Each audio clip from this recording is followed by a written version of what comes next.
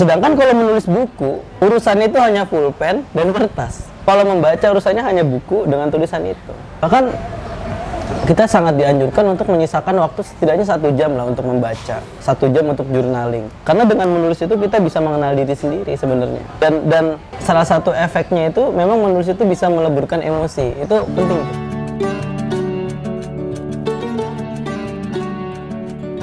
Assalamualaikum Ustadz Rizky. Waalaikumsalam. Baliklah, tetap aja kita apapun namanya orang muslim harus salam kan. Afshissalam. Afshissalam. Sambil nunggu pesanan kita datang Ustadz nih. Nah, Kita mulai obrolan kita dulu nih, kayaknya menarik banget nih hari-hari ini terakhir nih. Ada baju baru. Langsung dipakai, matching banget dengan ruangan itu. benar. Itu takdir yang kita tadi Nggak baca. tahu. Kita nggak tahu. Betul, Memang. gitu. Nggak tahu Allah. Terus gini Ustadz, hari-hari ini gitu ya, sosial media, handphone dan lain-lain itu kan menguasai dunia kita lah, menguasai sekali gitu. Bahkan apa namanya, dari hal besar sampai hal kecil pun itu ada di genggaman kita sebenarnya. Jadi ibarat kata dunia kan udah dalam genggaman lah kata-kata kayak gitu. Nah, tapi kan sebenarnya kemajuan teknologi ini, handphone itu terutama, itu kan seperti pedang bermata dua Ustaz. Pisau Atau pisau atau pedang bermata dua. Artinya kalau sisi sini bisa berguna, sisi lain melukai. bisa melukai atau membunuh seseorang. Nah, oke, kita bicara dari sudut awal, dari sudut bicara dari teknologi dulu Ustaz, yang bermata dua itu dari sudut pandangan kita, orang Ustaz, terutama agama kita itu seperti apa? Pertama, teknologi bukan cuma handphone, bukan cuma komputer. Jadi definisi teknologi itu sesuatu yang memudahkan kerjaan manusia. Oke. Itu teknologi. Maka zaman dulu ketika agrikultur baru dibangun, maka traktor itu dari teknologi. Oke. Yang sebelumnya dibajak dengan sapi, kerbau. Maka traktor adalah teknologi. Lalu kalau dulu industri tekstil dibuat dengan rajutan tangan, lalu ketika ada mesin, itu teknologi. Artinya teknologi itu adalah sesuatu yang mempermudah pekerjaan manusia. Yang harusnya dikerjakan dalam jangka waktu 4 jam kalau pakai tangan, dengan mesin bisa dengan sejam. Akhirnya menunjang efektivitas dan efisiensi. Sekarang semua itu makin menggila ya. Misalkan dulu kita menulis makalah itu butuh menghabiskan 1 hari di perpustakaan. Ini saya masih merasakan tuh. Kalau bikin tugas makalah, apalagi di range 10 sampai 12 halaman itu bisa menghabiskan 4 jam. 4 jam itu udah cepet itu. Itu nulis atau mencari sumbernya dulu? Nulis sambil di perpustakaan. Oke. Baca, tulis, dapat 2 paragraf kan satu buku. 2 paragraf itu bisa sampai 4 jam atau 5 jam. Sekarang tulis outline, taruh di GPT, terus jadi. Kalau kita ngerasa kurang panjang atau gimana, tinggal diperpanjang aja. Oh gitu. Silakan, nggak apa-apa, Pak. Iya. Itu mudah banget kan. Jadi mempersingkat di sini aja. Sini aja. Iya, nggak apa-apa. Iya. Makasih. Oke. Terima kasih ya, Kak. Siap. Air mineralnya nggak jadi? Hah? Air mineral nggak jadi? Belum. Oh, belum. Nah, itu dulu butuh 4 jam, sekarang hanya butuh 10 menit. Untuk melakukan itu? Melakukan itu, 10 menit. Apalagi kalau kita butuh jurnal, kita tinggal ngomong. Tautkan link jurnal yang berkaitan dengan penelitian yang sedang saya tulis. Itu cepat sekali. Itu teknologi. Akhirnya membuat kita terbiasa dengan sesuatu yang instan. Ya, yang harusnya tadi berproses membaca buku, kita sudahlah dikerjakan AI saja, dan itu belum tentu kita reread ya, dibaca ulang gitu. Nah, itu berbahaya nggak sih Ustaz? Maksudnya sisi lain mudah, sisi lain kan bisa... Benar, itu kemanfaatannya adalah mempermudah daya kerja manusia. Yang kedua, sisi berbahayanya adalah effortnya kurang, dan itu akan membiasakan kita mengambil keputusan yang penting cepat, yang penting selesai. Karena begini, sistem kerja manusia itu juga perlahan-lahan berubah.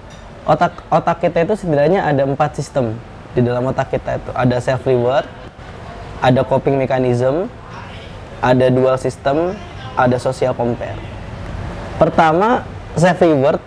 Dulu otak kita itu akan merespon bahagia ketika sudah menyelesaikan pekerjaan. Oke. Petani setelah dari sawah dia baru merasa senang. Sudah selesai pekerjaannya, dia baru mereward dirinya. Orang yang kerja dari rumah ke kantornya setelah dia selesai bekerja baru dia merasa oh happy. Orang yang belajar setelah membaca buku dia akan senang. Kalau sekarang itu terasa menjemukan karena ada hal-hal lain yang lebih cepat mendatangkan kebahagiaan, misalkan ngegame. Kita main Mobile Legends itu, teman-teman mungkin entah sadar atau enggak, Anda ketika mendapatkan 1 bintang untuk naik ranking, itu merasa senang karena diapresiasi dengan bintang itu. Oke. Dan Anda merasa nggak senang ketika kalah kehilangan bintang karena Anda merasa dihukum dengan kekalahan itu. Dan disitulah respon otak kita ada namanya hormon dopamin neurotransmitter yang dia secara langsung memberikan efek bahagia ketika dapat bintang, lalu menimbulkan efek adrenalin ketika kalah. Makanya itu yang menjadi sebab kenapa kita nggak sadar login lagi, meskipun kalah login lagi, menang pun login lagi, nggak kerasa waktu habis 3 jam. Nah itu juga bisa diteliti sebetulnya. Nah karena sudah terlanjur cepat merasa bahagia seperti itu, akhirnya belajar nggak menarik lagi, ngaji nggak menarik lagi, karena prosesnya panjang. Oh sorry Ustaz, apakah ini yang sering aku dengar yang namanya brain root bukan sih? Nah itu, jadi pergeseran ke instan itu disebut brain root. Artinya otak kita mengalami pembusukan. Nah, pertanyaan selanjutnya adalah apakah kalau sudah terlanjur busuk bisa diperbaiki lagi? Nah, ini yang keren. Oke, gimana Ustaz? Jadi subhanallah yang maha besar Allah dengan segala kekuasaannya itu, otak kita itu mengandung ribuan bahkan jutaan sel. Dan sel ini bisa diperbaharui. Ada namanya, kalau tadi yang mengeluarkan hormon kebahagiaan namanya dopamin neurotransmitter. Ada juga namanya neuroplasticity. Neuroplasticity itu sisi elastis dari otak kita. Artinya ketika kita sudah terlanjur rusak dengan kebiasaan yang lama, itu bisa diregenerasi dengan sel-sel baru asal mau membiasakan kebiasaan yang baru. Misalkan yang tadinya kita terbiasa bahagia dengan games, lalu kita ingin menghidupkan lagi otak kita senang membaca, maka kurangi gamenya, banyak membaca, maka sel akan meregenerasi kegiatan itu. Sehingga kalau misalkan kita, tapi ini juga lagi-lagi seperti bisa bermata dua neuroplasticity ini. Kalau kita tidak segera membiasakan, lalu kita terus-menerus terjerumus pada kebiasaan buruk, maka efeknya sel-sel itu akan merekam kebiasaan buruk itu semakin tajam. Nah inilah yang disebut bahwasannya akhlak atau moral itu, kalau kata Ibnu Miskawai, adalah sesuatu yang kita lakukan secara spontan tanpa berpikir panjang. Oke, sorry Ustaz. Artinya kan dibilang brain root tadi kan sesuatu hal yang mengerikan. Aku coba menyambungkan dengan sesuatu. Contoh, orang selalu bilang aku susah banget untuk berhenti merokok nih. Apakah itu hal yang sama sebenarnya Ustaz? Ya karena sudah di-set seperti itu. Misalkan kalau nggak merokok, anyep, gitu, asem. Ya udah, otaknya sudah neuroplasticity-nya sudah kuat di situ. Kalau misalkan dia mau merubah bisa, tapi harus dirubah kebiasaannya. Seperti itu. Makanya Ibnu Miskawai tadi saya bilang akhlak atau moral itu sesuatu yang dilakukan secara spontan. Artinya tanpa banyak berpikir, ya itulah yang menjadi kebiasaan kita. Makanya kalau misalkan seseorang itu biasa ketika kaget mengucapkan perkataan yang buruk, ya berarti sel yang sudah tertanam itu. Itu secara alam bawah sadar jadinya itu. Iya, akhirnya misalkan gini, orang jenuh, zaman dulu jenuh itu mungkin hiburannya adalah menulis jurnal, terus jalan-jalan, travel gitu ya. Itu kan waktunya panjang. Waktunya lama, biayanya besar. Oh, kalau sekarang scrolling kayaknya sudah lebih cepat. Kan? Akhirnya sebenarnya kita men-scroll itu mengambil keputusan. Coba misalkan ada buku dan handphone, yang kita ambil handphone itu kan keputusan. Oke, mengambil handphone, keputusan 1. Keputusan 2, ada aplikasi. Apa nih yang dibuka? Ada e-book, ada Mobile Legends, ada Instagram, ada TikTok. Bukalah Instagram. Ada pilihan lagi kan? Ada beranda, ada Reels, ada DM, ada profil. Buka yang Reels. Keputusan 2, 3 malah. Setelah mengambil handphone, membuka Instagram, membuka Reels. Terus 1 muncul, baru 2 detik tidak menarik, ganti. Itu keputusan. Maka terbayang nggak satu hari berapa banyak kita mengambil sebuah keputusan. Itulah kenapa kita tanpa sadar dengan nyamannya pulang kerja, capek, rebahan, ser. Kayak sudah jadi apa namanya habit ya. Nah, akhirnya itu set 2 jam, 3 jam. Atau misalkan kalau di tongkrongan datang salam login, itu ya refleks. Karena itu udah menjadi keputusan yang sering diambil, sehingga self rewardnya yang tadinya terbiasa mau bekerja keras dulu, melakukan proses yang cukup panjang dulu, ternyata dengan adanya handphone dirubah, oh nih saya sudah merasa dapat hiburan kok dengan ini. Apalagi ini penting juga dalam perjalanan sosmed dan e-commerce itu ada namanya algoritma. Algoritma itu akan benar-benar menyesuaikan sesuatu yang sering kita klik, sesuatu yang sering kita memberikan respon. Yang pernah kita klik lah. Nah, misalkan beda-beda tuh, tiap orang beda. Saya sama Mas Agung pasti beda. Katakan grup bapak-bapak yang suka ngomongin politik. Isinya itu mulu. Padahal ya pendapat-pendapat dalam short atau reels yang berkaitan politik itu kadang nggak jelas siapa yang ngomong. Iya. Orangnya nggak nampak mukanya. Isi narasinya tuh kebencian.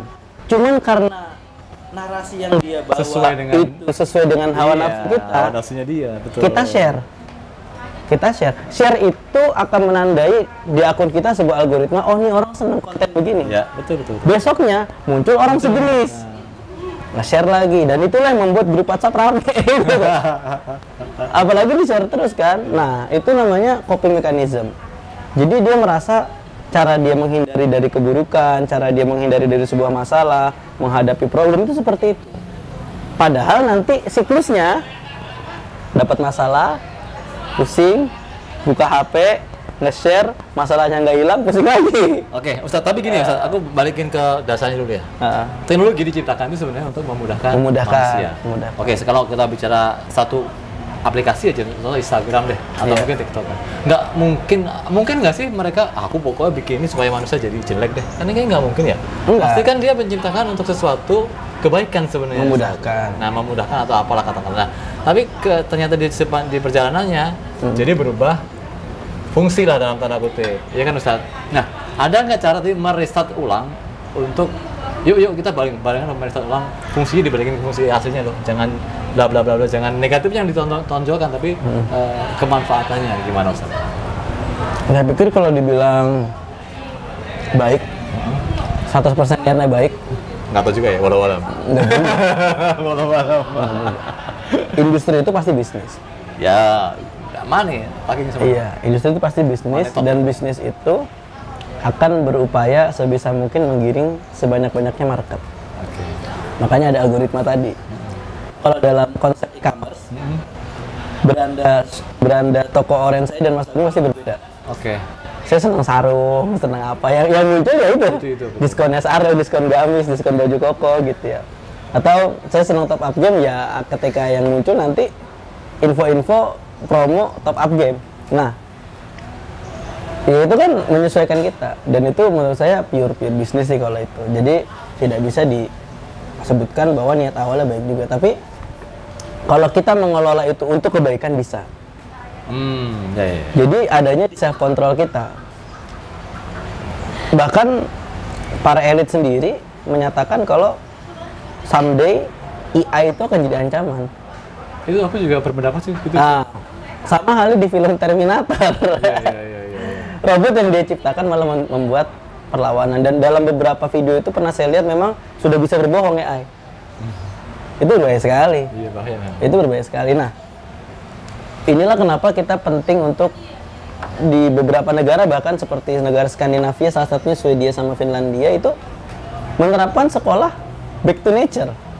Sekolah alam. Bukan sekolah alam juga, maksudnya kembali ke semula. Misalkan yang tadinya pakai laptop jadi tertulis lagi, yang tadinya pakai iPad pakai buku lagi. Artinya semua kembali ke media cetak. Artinya mereka berpikir, merasa gitu, oh ternyata teknologi ini bukannya memudahkan, justru malah menghancurkan gitu ya? Mendistrak. Lebih tepatnya, dia sangat mudah mendistrak sesuatu. Misalkan kita belajar lewat handphone. Ada notifikasi itu kayaknya mustahil nggak kita buka. Apalagi notifikasi misalkan dari Ayang kayak gitu-gitu ya. itu beda itu cerita dong. sulit, artinya sulit untuk tidak terdistrak. Oke. Sedangkan kalau menulis buku, urusannya itu hanya pulpen dan kertas. Kalau membaca urusannya hanya buku dengan tulisan itu. Bahkan kita sangat dianjurkan untuk menyisakan waktu setidaknya 1 jam lah untuk membaca, 1 jam untuk journaling. Karena dengan menulis itu kita bisa mengenal diri sendiri sebenarnya. Dan salah satu efeknya itu memang menulis itu bisa meleburkan emosi. Itu penting itu. Nah, akhirnya tadi ya reward system kita terbiasa dengan yang instan, coping mechanism kita dengan sesuatu yang instan juga dengan sosmed. Ada lagi namanya dual system. Dual system itu cara otak bekerja dengan instan dan cepat. Contoh 1+1 2, 3 tambah 3 6, 7 kali 8 kali 3 kali 6. Ada yang lambat dan mendalam. Nah, Brandon di sini.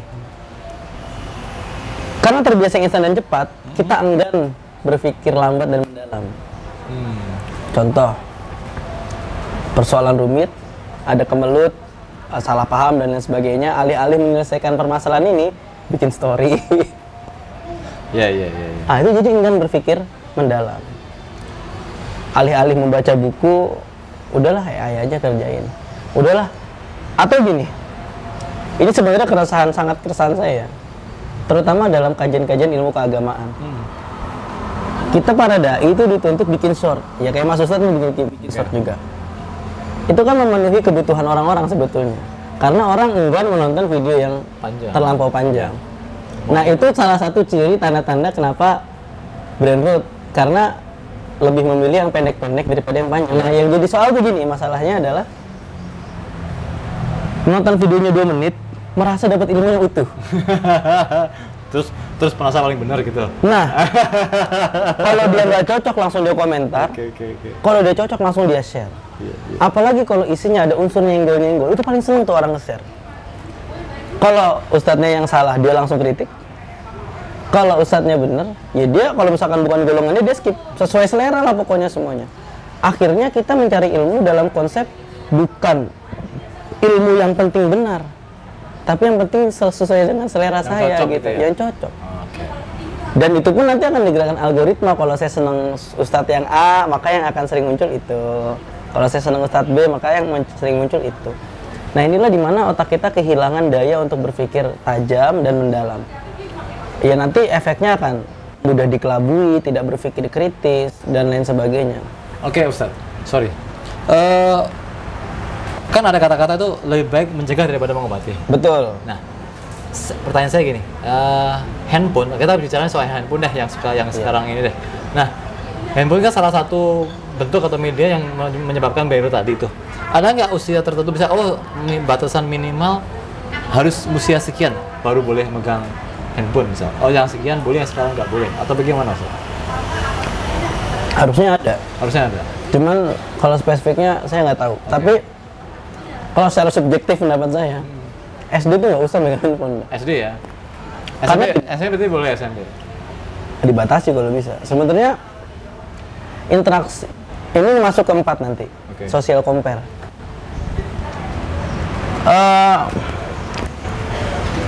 Efeknya misalkan anak-anak sekarang kita kan sering lihat ya, anak-anak umur 3 tahun tantrum kalau nggak dikasih iPad. Iya, banyak banget itu. Tantrum kalau nggak dikasih tablet. Yang dia buka apa, misalkan Cocomelon, lalu bahkan kadang yang anomali yang agak-agak serem gitu, yang dan itu biasanya video yang dalam 3 detik berubah, 3 detik berubah, 3 detik berubah. Itu akan merangsang otak anak terbiasa sesuatu berubah secara instan. Nah, itu merusak tadi.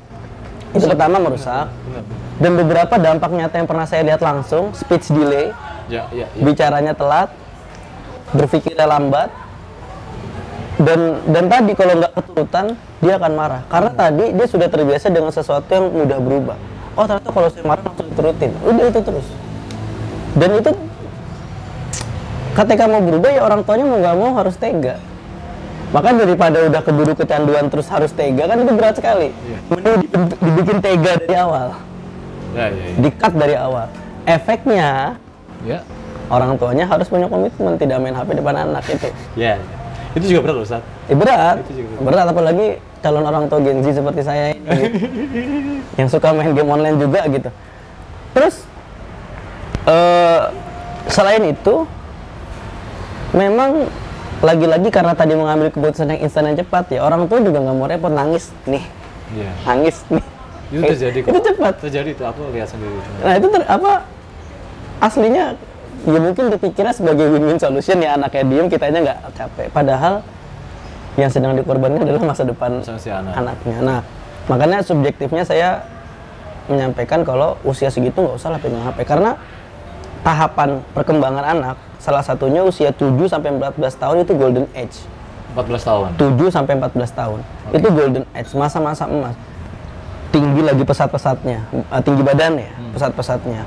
Daya pikir lagi tajam-tajamnya. Dan di umur-umur 4 sampai 6 tahun pun bahkan anak itu seakan-akan sudah menjadi filsuf yang paling original. Apa aja ditanyain. Kalau orang tuanya malas mikir, apa sih kamu nanya mulu? Pertanyaanmu nggak jelas. Pertanyaan aneh ya? Aneh. Nah, itu ya, jadi kalau secara subjektif seperti itu. Yang kedua, ini masuk ke poin yang keempat dari sistem otak, social compare. Dulu, kita itu dengan mudah dan secara realistis membandingkan lingkungan.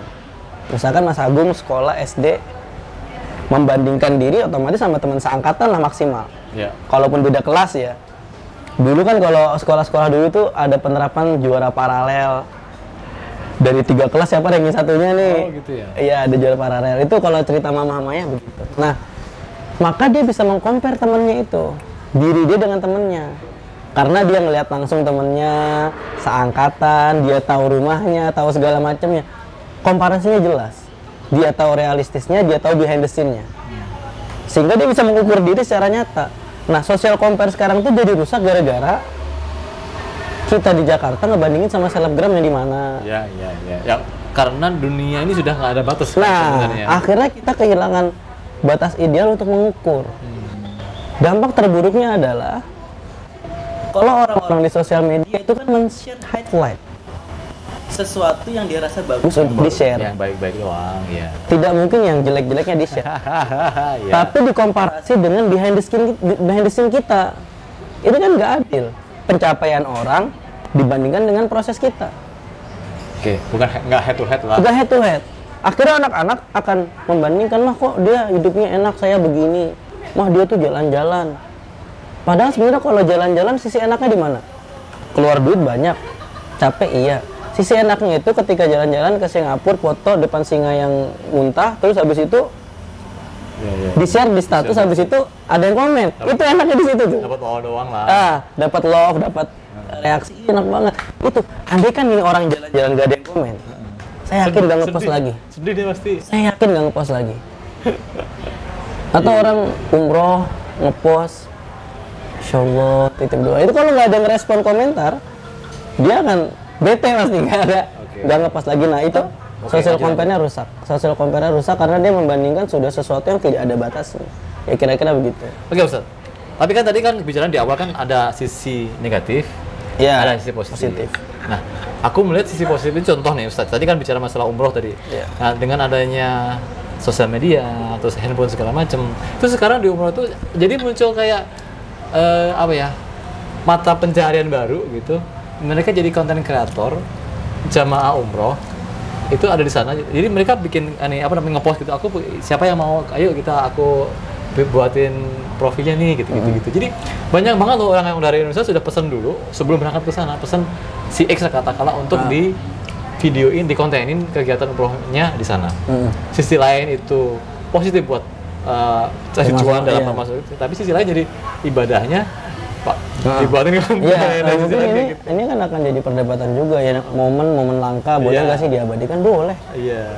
Boleh kok. Ya niat kan hanya kita yang tahu. Ya itu beda. Iya, niat kan ada yang tahu. Kalau secara cari cuan boleh nggak? Boleh. Itu sedikit kreatif. Kita perlu menghargai ininya juga kan. Nah ini dalam artian ini berarti dia cerdas memanfaatkan digital. Ya, teknologi. Menyikapi dia pintar melihat peluang. Yes, betul. Nah, dia pintar melihat customer. Ya sama kayak misalkan channel YouTube ini ya, itu kan bagian kita merespon perkembangan zaman. Iyalah. Andai kan kalau dulu saya mau ceramah didengarkan 500 orang atau 2000 orang, saya harus mengumpulkan orang di aula. Sekarang posting tek, seiring berjalannya waktu 5.000 penonton, 2.000 penonton. Nah, harus ini itu salah satu pemanfaatan teknologi. Jadi saya rasa untuk hal itu tidak ada problem. Oke, artinya berarti kan menyikapinya kalau buat saya kadang-kadang saya ngomong, kakak boleh lah megang ini, cuma tolonglah kak produktif. Megang handphonenya itu produktif, cuma bukan scroll tanpa ada arti. Ada juga langsung lawannya tuh, gimana? Scamming online misalkan. Apa tuh? Scamming itu penipuan. Oh iya. Penipuan online. Itu juga kreatif juga loh, Sar. Iya, tapi kan harus dalam artian buruk. Iya betul. Data pada tahun 2025 dari awal sampai pertengahan 2025 saja, laporan ke Komdigi tentang penipuan online itu sudah sampai 1,2 juta kasus. Oke. Berpotensi menimbulkan kerugian sampai 467 miliar. Oh. Luar biasa ya? Ya. Judul judi online per kuartal 1 2025 saja itu sudah mencapai angka 47 triliun. Bersihnya. Potensinya sampai 99 triliun, kalau tidak tercegah maka akhir tahun bisa sampai 1.000 triliun. Itu perputaran judi online. Ya itulah, itu dua sisi lain ya. Artinya dengan judul itu juga tergolong tadi self rewardnya rusak, coping mekanismenya rusak, dia enggan kerja keras, pengen yang mengadu nasib, mengundi nasib, cepat, ditipu. Akhirnya kan dipermainkan. Jadi yang dipermainkan tuh mentalnya, psikisnya dipermainkan. Saya malah belum bilang respon Quran seperti apa tuh. Oh iya, oke. Gimana, Sar? Jadi ternyata kegiatan-kegiatan yang sifatnya terlihat kuno, konvensional, membaca, menulis, menghafal, itu dinotis dalam Quran. Wa minkum mayyutawaffa wa minkum mayyuraddu ila ardhil umri likai la ya'lama ba'da ilmin syai'a. Ada orang yang diwafatkan, ada orang yang kembali ke usia yang sulit. Yuraddu ila ardhil umur. Usia yang kembali sulit itu maksudnya usia di mana dia penuh dengan kepikunan. Tua terus pikun gitu. Pikun. Pikun ini kan sebenarnya kalau kita pikir-pikir cukup mengerikan. Mengerikannya begini. Kita yang tadinya tahu ilmu taubat lupa. Kita yang tadinya tahu caranya sholat, lupa. Kita yang tadinya tahu cara mengenal Allah, lupa. Karena apa? Karena dominasi selama hidup tidak berkaitan dengan itu. Ditambah otaknya tidak dilatih untuk membaca, menulis, dan menghafal, makin lemah saraf-saraf yang tadi saya bilang sel-sel itu. Neuroplasticity-nya dalam aspek literasinya melemah. Sehingga yang ia ingat hanya sesuatu yang paling sering ia lakukan. Makanya ulama banyak yang bilang mata insan bima ya'ish. Orang itu akan dimatikan dalam keadaan sebagaimana ia hidup. Kalau hidupnya sering berkaitan dengan keburukan, ya di akhir hayatnya dia akan mengingat itu. Makanya Nabi ngasih range batas 40 tahun. Kalau 40 tahun masih begitu, insya Allah sampai akhir hayat begitu. Kalau baik ya baik, kalau buruk ya buruk.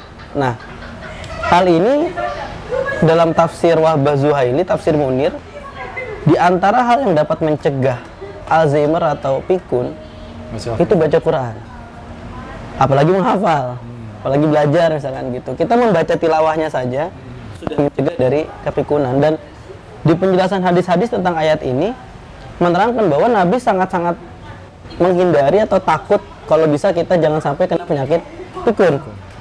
Nah, salah satu doanya ya Allahumma rzuqni fahman nabiyyin wa hifdzal mursalin wa ilhamil malaikatil muqarrabin, seterusnya. Sehingga proses kita menghafal itu nggak doang. Kan ada beberapa orang bilang buat apa menghafal, orang sekarang Quran bisa didigitalisasi kok. Itu buat cara kita menyayangi otak kita kok. Kita menulis itu cara kita menyayangi otak kita, cara kita merawat produktivitas kepala kita. Itu juga kenapa banyak dosen usia 70, 80 meskipun sudah bisa pensiun dan sudah terdaftar pensiun gitu, tetap masuk kelas. Satu aja tujuannya, biar tetap bekerja otaknya. Profesor Khrushchev sampai hari ini masih menulis buku. Franz Magnus Suseno sampai hari ini masih menulis buku. Itu usianya sudah luar biasa sepuh. Dan mereka tetap produktif nggak? Tetap produktif. Ngomong tetap lancar. Ngisi materi tetap jelas. Karena terus terlatih. Sedangkan ada di antara yang lain yang jarang belajar, usia 40-50 saja sudah agak oleng gitu misalnya. Oke. Balik-balik berarti kalau ada pilihan juga ya Ustaz? Pilihan. Jadi tadi kan di awal saya sebut akumulasi keputusan yang kita ambil. Betul. Oke Ustaz, bagus banget. Tapi makanan kita sudah menunggu Ustaz nih. Kayaknya nggak baik kalau nggak segera gitu. Dingin, ya, oke. Oke, terima kasih Ustaz, cukup. Sini aja, next kita ngomong yang lebih baru lah. Iya. Oke, terima kasih. Assalamualaikum warahmatullahi wabarakatuh. Waalaikumsalam warahmatullahi wabarakatuh.